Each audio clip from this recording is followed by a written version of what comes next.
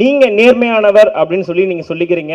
நீங்கள் நேர்மை தவறினால் அனைத்து விமர்சனங்களும் உங்கள் மீது வைக்கப்படலாம் என்ற ஒரு விஷயத்தையும் சொல்கிறீங்க. நீங்கள் நேர்மையானவர் தான், உங்கள் பின்னாடி வரவங்களும் நேர்மையாக இருப்பாங்களா? ஒருவேளை நேர்மை தவறும் பட்சத்தில் நீங்கள் என்ன பண்ண போகிறீங்க? ஏன்னா ஒரு தொகுதி கிடையாது தமிழ்நாட்டில், 234 தொகுதி இருக்குது. 234 பேரை எப்படி தேர்ந்தெடுக்க போகிறீங்க? அவங்க நேர்மையாக இருப்பாங்களா? நேர்மை தவறுனா நீங்கள் என்ன பண்ணுவீங்க? ஒரு என்ன செய்யணுமோ அதை செய்யணும். அதை செய்ய விட்டதுனால தான் இங்கே வந்து நிற்கிறோம். அதை எல்லாரும் செய்யணும், நானும் செய்வேன். தைய விட்டதுனால தான் இது நடக்குது. நம்ம வந்து இப்போ நான் ஒன்று சொல்கிறேங்க, நீங்கள் அரசியலை பற்றி பேசுகிறீங்க. சினிமா எடுக்கிறது சாமானியமானதுன்னு நினைக்கிறீங்களா?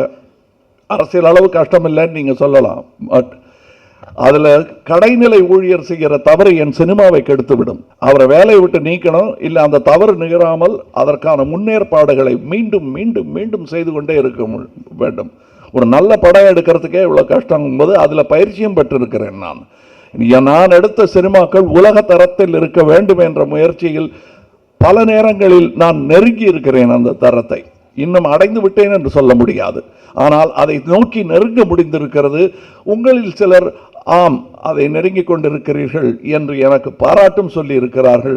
அதை நம்பித்தான் என்னுடைய பயணம் சினிமாவில் இத்தனை நாள் தொடர்ந்து கொண்டிருந்தது.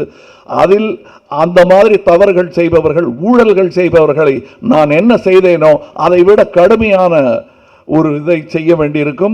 234 பேர் இருந்தாலும் அதில் தேர்ந்தெடுக்க வேண்டியவர்கள் ஏற்கனவே தவறு செய்தவர்களை தேர்ந்தெடுக்க கூடாது என்ற முதல் முன்னேற்பாடே ஆயத்தமே சரியான ஒரு முடிவாக எனக்கு தோன்றுகிறது.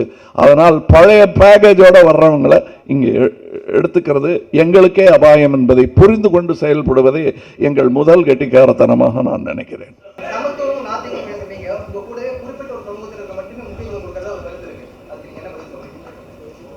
பேரை சொல்லுங்களேன். நீங்க என்ன பத்திரிகையில செய்தியா போடுறீங்க?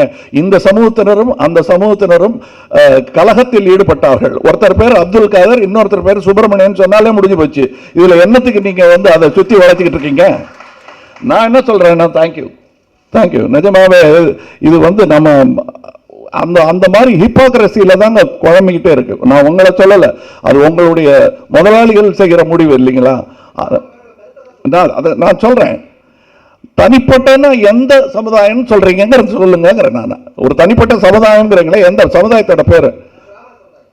பிராமண சமுதாயமா? என்ன அவங்க ஒத்துக்கிட்ட முதல்ல.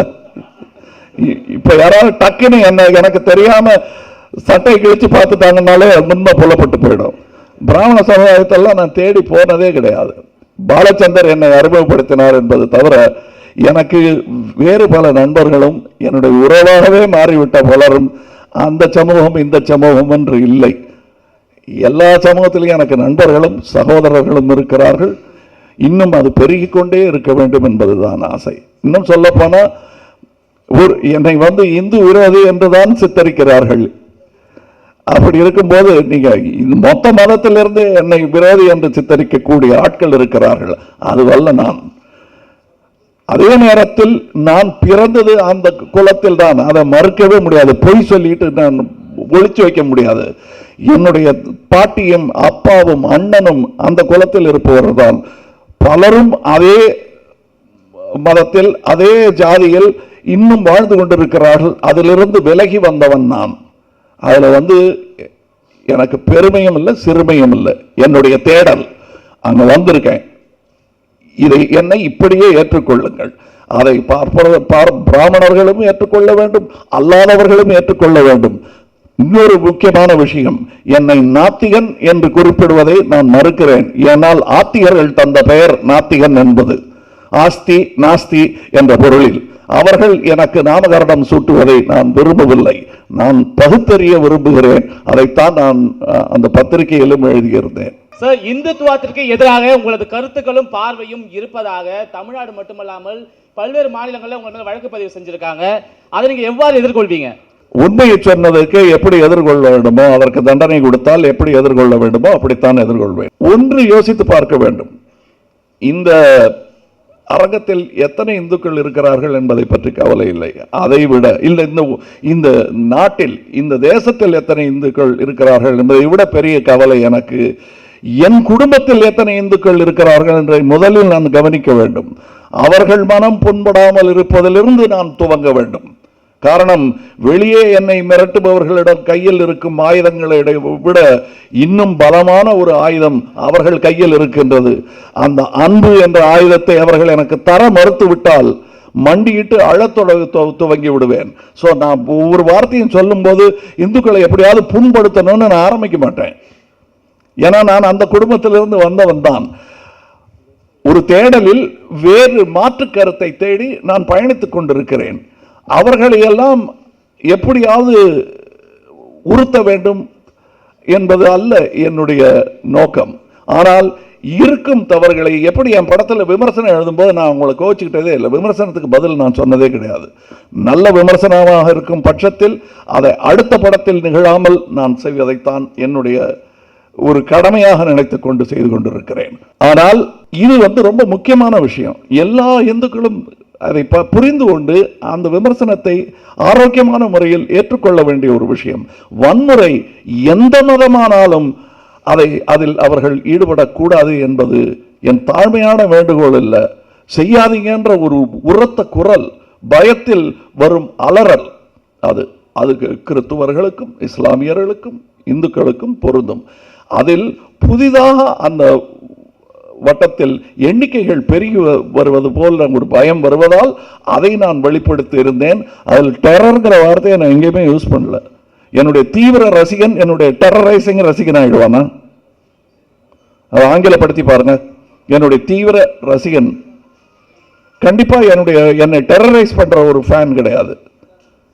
எக்ஸ்ட்ரீம், மற்றவர்களெல்லாம் என்னை சாதாரணமாக ரசித்தால் இவன் எக்ஸ்ட்ரீம் லெவலுக்கு போய் என் படத்தை தவிர வேற எதை பார்க்கறது இல்லைங்கிற ஒரு தீவிர ரசிகன். அதுதான் தீவிரம் என்பது. வன்முறை இல்லை என்று யாரும் சொல்லிவிட முடியாது. அது இருக்கு. அதை சுட்டி காட்டுவது தவறில்லை. இடிப்பாரற்ற அரசுன்னு அதான் முதல்லயே சொன்னேன். #KH அப்படிங்கிறோம். பல ஊடகங்களில் இது ஒரு ஆப் அப்படின்னு சொல்றாங்க. அதுவும் சரிதான். அது தவறுன்னு சொல்லி சுட்டி காட்ட விரும்பல. அதுவும் சரிதான். அது மட்டுமே அல்ல. இது ஒரு பிளாட்ஃபார்ம், ஒரு அரங்கம். அது டிஜிட்டல் அரங்கம். அது நன்றாற்றல் உள்ளும் தவறுண்டு அவரவர் பண்பறிந்து ஆற்றா கடை. நல்லது செய்யறதையும் ஜாக்கிரதையா செய்யணும், அதுவும் பண்பறிந்து செய்யணும். தப்பான ஆள்கையில் தானத்தை கொடுப்பது கூட தவறுதான் என்பது நம்மில் பலருக்கும் தெரிந்த ஒரு விஷயம். நாம் செய்யும் பணி நல்லது மட்டும் செஞ்சா போதாது, அதுக்கு சரியா செய்யணும், சரியான மக்களுக்கு செய்யணும். அவ்வளவுதான் அரசியல். அவ்வளவு சிம்பிளான விஷயம். ஆனால் சிம்பிளான விஷயங்கிறத நம்ம எப்போவுமே குழப்பிக்குவோம். உண்மை பேசினா வாழ்க்கை நல்லா இருக்கும் அப்படிங்கிறது ரொம்ப சிம்பிளான விஷயம். செஞ்சிடலாமே அப்படின்னா பல பேரால் செய்ய முடியறதில்லை, பல நேரங்களில் செய்ய முடிவதில்லை எல்லாராலுமே. அதாவது இந்தியாவின் பெருமைகளில் ஒன்றாக இருக்கும் புத்தரின் அந்த தர்ம சக்கரம் அசோகரின் சின்னமாக திகழ்ந்தது. பின் நம்முடைய தேசிய கொடியில் அது பதிந்தது. ஆங்கிலத்தில் வர்ச்சுவஸ் சைக்கிள் என்று சொல்வார்கள். ஒரு நல்லது படிப்படியாக மற்ற நல்லதுகளுக்கான விதையாக, வேராக, மரமாக வளர்ந்து மீண்டும் மீண்டும் நிகழ்ந்து கொண்டே இருக்கும். நல்லவை சம்பவம் யுகே யுகேயாக இருக்கும் பட்சத்தில் யாரையும் அழிக்க வேண்டிய அவசியமில்லை. நல்ல ஒரு சமுதாயமாக இருக்கும். எங்களுடைய ஆசை இந்த வர்ச்சுவஸ் சைக்கிள் எல்லார் மனதிலும் இருக்கிறது. ஆனால் செயல்முறையில் அது விஷயஸ் சர்க்கிளாக மாறிவிட்டது. அந்த அறச்சக்கரம், தர்ம சக்கரம் என்று சொல்லப்படும் விஷயம் அது ஒரு விதமான விஷம் கலந்த சுழல் ஆகிவிட்டது. அதை மாற்ற வேண்டும். அதில் நடுவில் இருக்கும் அந்த வண்டி சக்கரத்தின் நடுவில் இருக்கும் அந்த மையத்தில் இருக்கும் அந்த மையில் மண் படிந்து விட்டது கவனக்குறைவினால். ஸோ வண்டி நகர்வதுக்கே கஷ்டப்படுது. இப்போ இந்த வர்ச்சுவஸ் சைக்கிள் அப்படிங்கிற இந்த சக்கரம், இந்த மாதிரி நிறைய சைக்கிள், மேக்சிமம் வர்ச்சுவஸ் சைக்கிள்ஸ் இன் தமிழ்நாடை உருவாக்குவது தான் எங்களுடைய கனவு. அது நடக்காத ஒரு அசாதாரணமான அபாரமான கனவு என்றெல்லாம் சொல்ல முடியாது. நாம் எல்லோரும் முயன்றால் நாம் என்று சொல்லும்போது முக்கியமாக நீங்களும் அதில் கலந்திருக்க வேண்டும் என்பதுதான் என்னுடைய ஆசை. ஒரு 30 வருடங்களுக்கு முன்னால் என்னுடைய நற்பணி இயக்கத்தாரெல்லாம் என்னை நாங்கள் என்ன செய்யணும் கொஞ்சம் பட்டியல் போட்டு சொல்லுங்க அப்படின் பொழுது என்ன வேணால் நல்லதுங்கும் போது தேடி தேடித்தான் செய்யணும். என்ன நல்லதுன்னு கேட்ட உடனே கையில் வந்து விழாதது. இது ஒரு சந்தை அல்ல, குறைகளை போய் கேட்கணும் அவங்கக்கிட்ட. அப்படி தேடி தீர்ப்போம் வா என்று ஒரு புத்தகம் எழுதியிருந்தேன். அது அவர்களுக்கு கொஞ்சம் பிரயோஜனமாக இருந்தது. அதாவது அது ஒரு விவேகானந்தராக இருக்கட்டும், காந்தியாக இருக்கட்டும், அல்லது நம்முடைய ஐஏஎஸ் ஆஃபீஸர்களாக இருக்கட்டும், யாராக இருந்தாலும் அவர்களுக்கு அறிவுரை சொல்லப்படுவது விவேகானந்தரின் குரு, நீ நாட்டை சுற்றி பார்த்துவிட்டு உன் ஆன்மீக தேடலை தொடங்கு என்கிறார்கள். காந்தி அவர்களின் முன்னோடிகள் எல்லாம் அவருக்கு அறிவுரை சொன்னதும் அப்படித்தான். நம்முடைய ஐஏஎஸ் ஆஃபீஸர்கள் எல்லாம் பயிற்சி அளிக்கும் மசூரி என்ற இடத்தில் அவர்களுக்கு பாரத தர்ஷன் என்ற ஒரு புரோகிராமே இருக்கிறது. அந்த ஊரை சுற்றி பார்க்க வேண்டும், மக்களை மண்ணை புரிந்து கொள்ள வேண்டும். அதற்காக நான் தமிழகம் முழுவதும் சுற்றி வர திட்டமிட்டிருக்கிறேன். இதற்கான இந்த அரங்கம், இந்த டிஜிட்டல் அரங்கம் இப்போ இன்னைக்கு அனௌன்ஸ் பண்ண போகிறீங்களா அப்படின்னா இது என்ன செய்ய போகிறேங்கிறது சொல்லியிருக்கேன். ஏன்னா அதில் பீட்டா டெஸ்டிங் எல்லாம் இருக்குது. இதில் பல முறை நாங்கள் வந்து சின்ன சின்ன தவறுகள், மையம்னு ஒரு பத்திரிக்கை நடத்தியிருந்த போது கொஞ்ச நாளில் ஹேக் பண்ணிட்டாங்க அவங்க. இப்போ எங்கள் கூட்டத்தை பார்த்தவரில் முதல்ல நாங்கள் நற்பணி செய்ய இறங்கிய பொழுது விசில் அடித்தாங்க கொஞ்சம், இவங்கெல்லாம் என்ன நற்பணி பண்ண போகிறாங்கன்னு கேள்வி பண்ணாங்க. 39 வருஷத்தில் அவங்க யாருங்கிறத அவங்க அடையாளம் காட்டிக்கிட்டு இருக்காங்க. ஒவ்வொரு ஊர்லேயும் என்னுடைய ரசிகர்கள் நற்பணி நாயகர்களாக மாறிய பொழுது அவர்களுக்கு தனி ஒரு மரியாதை அவரவர் ஊர்களில் கிடைத்தது, இன்றும் கிடைத்து கொண்டிருக்கிறது. எக்கட்சி இருந்தாலும் எந்த அதிகாரி அங்கே இருந்தாலும் இவர்களுக்கு முன்னுரிமையும் பாராட்டும் அடிக்கடி எங்களுக்கு கிடைத்து கொண்டிருந்தது. விசிலடிச்சாங்குஞ்சுகள் என்று உதாசீனமாக சொல்லப்பட்ட இந்த கூட்டம் இன்று நல்ல குரல் எழுப்பிக் கொண்டு என்னை இதுவரை கொண்டு சேர்த்திருக்கிறது. அவர்களுக்கு இந்த ஆப் பற்றி பேசிக்கிட்டு இருந்தோம் இல்லையா, அது வந்து மையம் விசில் என்று அவர்களுக்கு பிடித்த ஒரு விஷயம்.